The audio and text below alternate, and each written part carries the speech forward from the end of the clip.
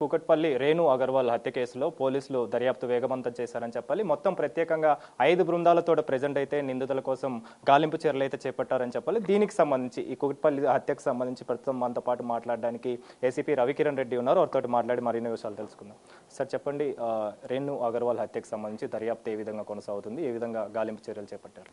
ఈ టోటల్గా మేము ఒక 5 టీమ్స్ ఫామ్ చేసినామండి. ఒక టీం ఏమో సీసీటీవీస్ ఫుటేజ్ చెక్ చేయడం, ఇంకోటేమో సిడిఆర్ పర్టికులర్స్ అనాలిసిస్ చేయడం, ఇంకోటి ఏమో వాళ్ళ రాంచీ నేటివ్ ప్లేస్ ఎవరైతే ఉన్నారో ఈ సస్పెక్టెడ్ అక్యూజ్డ్ ఉన్నారో వారికి ఊరికి కూడా ఒకటి పంపించడం జరిగిందండి. మిగతా 2 టీమ్స్ కూడా ఈ లోకల్ చెక్ చేయడం జరుగుతుందండి. సార్ ముఖ్యంగా చూసుకుంటే ఈ రోషన్, హర్ష వీళ్ళు ఎప్పటి నుంచి ఇక్కడ పనిచేస్తున్నారు, ఎప్పటి నుంచి వాళ్ళ దగ్గర పని చేయడం జరుగుతుంది? అంటే రోషన్ చూస్తే వాళ్ళ బంధువుల ఇంట్లో, రేణు అగర్వాల్ బంధువుల ఇంట్లో పనిచేస్తున్నట్టుగా తెలుస్తుంది. ఈ హర్షను చూస్తే మాత్రం వీళ్ళ ఇంట్లో పనిచేస్తున్నారు. మరి వీళ్ళిద్దరికి ఎలా పరిచయం, అసలు ఎప్పటి నుంచి వీళ్ళు పని చేస్తున్నారు ఇక్కడ?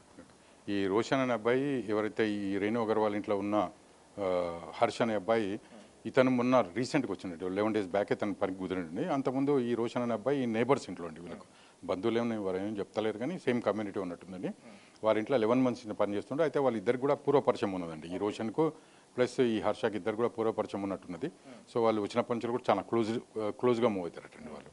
అంటే ఎక్కడి నుంచి సార్ ఇతను హర్ష రావడం ఎక్కడి నుంచి జరిగింది, ఈ రోషన్ రావడం ఎక్కడి నుంచి జరిగింది? అంటే ఇక్కడ ఒక ఏజెన్సీ కూడా ఇన్వాల్వ్ అయినట్టుగా కూడా తెలుస్తుంది. వీళ్ళు ఎక్కడి నుంచి రావడం జరిగింది? యాక్చువల్లీ ఇది కలకట్టాలో ఒక ఏజెన్సీ ఉంటుందని, దాని పేరు శంకర్ అని ఇతను రన్ చేస్తారండి. ఈ వీళ్ళందరికీ కూడా వారి సప్లై చేస్తారట. ఎవరైతే పనికి అబ్బాయిని కుదుర్చుకుంటారో వాళ్ళను వీరే సప్లై చేయడం జరుగుతుందని వారు చెప్తున్నారండి.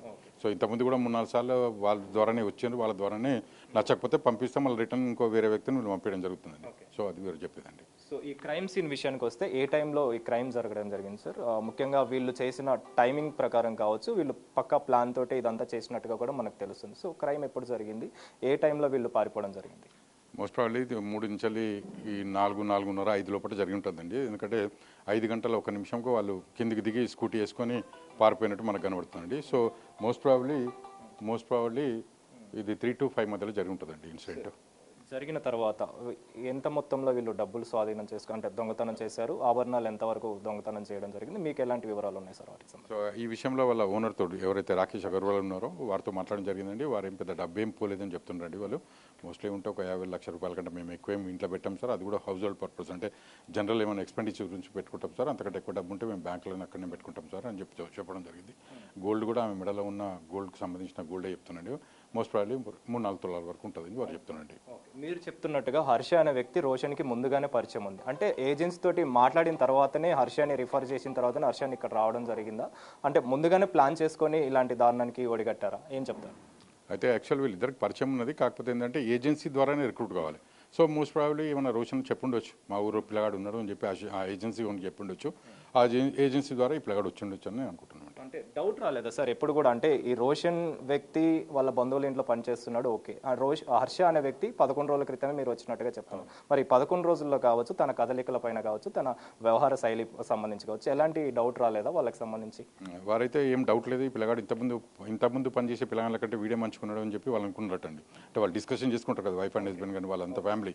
పాత వాళ్ళ కంటే వీడియో బాగున్నాడు, వీడియో మంచిగా పని చేస్తున్నాడు, అమ్మ అని కూడా మంచిగా తిరుగుతున్నాడు అని చెప్పి వాళ్ళు అనుకున్నట్టు, పిల్లగాడు బాగున్నాడు అని అనుకున్నట్టు. కానీ ఇంత లోపల ఇన్సిడెంట్ జరిగిందండి వాళ్ళకు.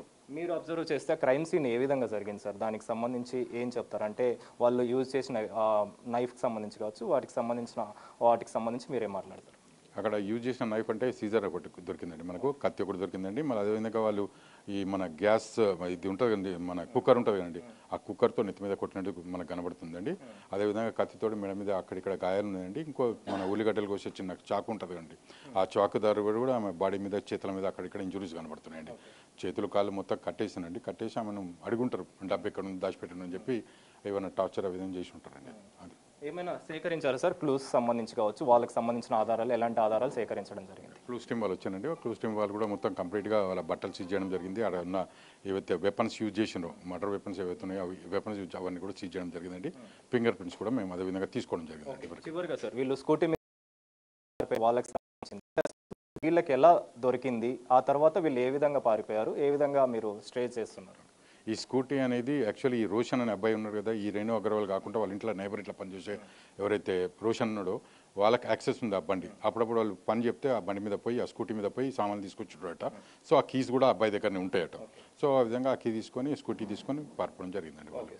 సో వాళ్ళు పోతూ పోతూ కూడా మనకు లాస్ట్ లొకేషన్ మనకు రెయిన్బో విస్టా వరకు లొకేషన్ వచ్చిందండి. టువర్డ్స్ అట్లా మాదాపురా లేకపోతే ఇంకా ఏ డైరెక్షన్లో పోయినది మనకి క్లారిటీ లేదండి.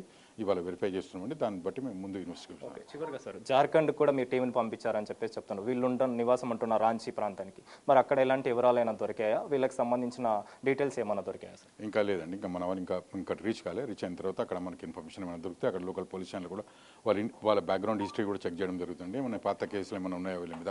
అంటే యూజువల్గా మనం జనరల్గా ఈ ఏజెన్సీ వాళ్ళని అడిగితే వాళ్ళు మాత్రం ఏం లేదని చెప్తారు.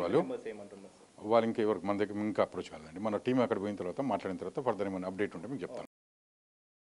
అది కుకట్పల్లి రేణు అగర్వాల్ హత్యకు సంబంధించి అయితే ప్రెసెంట్ 5 ప్రత్యేక బృందాలతో అయితే పోలీసులు దర్యాప్తు చేస్తున్నారని చెప్పాలి. ఈ కేసుని ఛాలెంజింగ్ గా తీసుకొని అయితే దర్యాప్తు చేపడుతున్నారు. ముఖ్యంగా ఏజెన్సీకి సంబంధించి కావచ్చు, అదేవిధంగా వీళ్ళ ప్రాంతానికి రాంచీకి, జార్ఖండ్ రాంచీ ప్రాంతాల్లో కూడా ప్రత్యేకంగా టీంను అయితే ఏర్పాటు చేసి సీసీ ఫుటేజ్ ఆధారంగా అయితే ప్రెసెంట్ దర్యాప్తు చేపడుతున్నాం, గాలింపు చర్యలు చేపడుతున్నాం అని చెప్తున్నారు. అదేవిధంగా వీళ్ళు స్కూటీ ఏదైతే వేసుకొని వెళ్లారో రెయిన్బో విస్టా ఆ దారిలో నుంచి వెళ్ళినట్టుగా, ఆ వేలో నుంచి వెళ్ళినట్టుగా కూడా పోలీసులు గుర్తించారు. సో ఆ సీసీ ఫుటేజ్ ఆధారంగా, క్లూస్ ఆధారంగా అయితే ప్రెసెంట్ దర్యాప్తును వేగవంతం చేస్తున్నామని చెప్తున్నారు ఏసీపీ రవికిరణ్ రెడ్డి.